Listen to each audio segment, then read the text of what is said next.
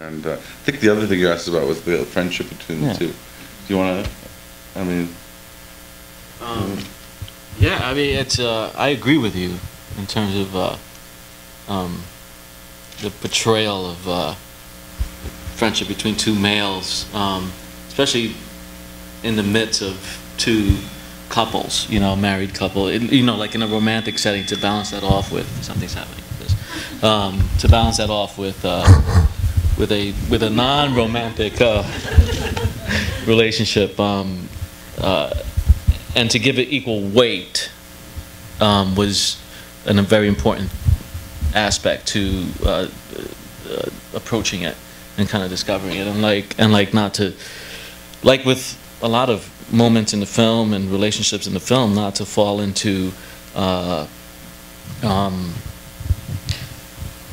traps of stuff that you think these people should behave like, you know, but to give, in specifically with the male relationship, to give it that weight and not be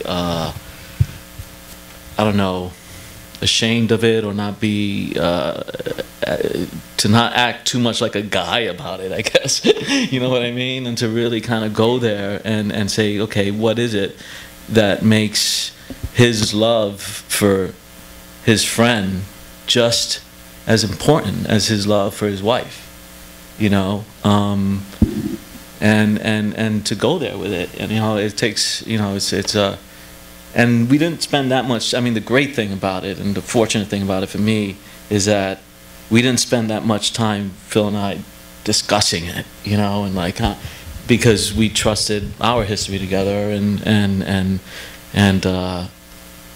that's a great thing. That's a very fortunate thing, and it's a rare thing, and to be able to have that, you know, and to not necessarily rely on it, you know, but to trust it, you know, when the shit hits the fan while you're shooting, or whenever, you know, things are getting rough and you got to like dig down deep to like not to trust that thing that's between these guys, and it all goes back to you know what Bob set up in the writing of it, you know, it really goes back to that too. So yeah, that's the scene when it comes out about the affair, you know, it seems a bit longer in the play. That's some of the things that changed too, and not because you wanted to make something short, it's just something could be, which was good, you know. And that's a beautiful piece of writing, I think, between two men, how that happens. And in the play, it happens in Clyde's apartment, and Clyde goes into more detail. You know what I mean? He kind of gets caught, and it becomes almost cyclical. He can't let go of it. As Jack is just sinking, you know, thinking like all relationships end in death. You know, I mean, that's literally where Jack's going, you know, and Clyde's just, you know, big, you know, and so what I'm getting at is that it's how that was able to transfer into the limousine and into the outside, and guess I'm looping back to your early question, and how we could look at the same context and the same reality in a different place, and almost in the physical, how Jack was in the front seat and Clyde's in the back, and how they could talk like that, and to the point where Clyde could actually get in the front seat, you know, and then they could sit next to each other. There's like in the apartment, stop me if I'm rambling, but in the apartment when we did it in the play, we had to go to work.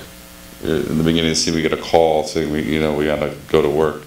He's got one place to go, I got one place to go, and then this whole scene happened, and then we have to get out the door. And so the sitting in the front seat of the car was very similar to having to get out the door after something like that transpires. And this is that moment of like, but are you okay? You know. You know I love you, right? You know, this, and it's just a beautiful. You know, you're right. It doesn't happen a lot between two guys in the story, and Bob did that really well.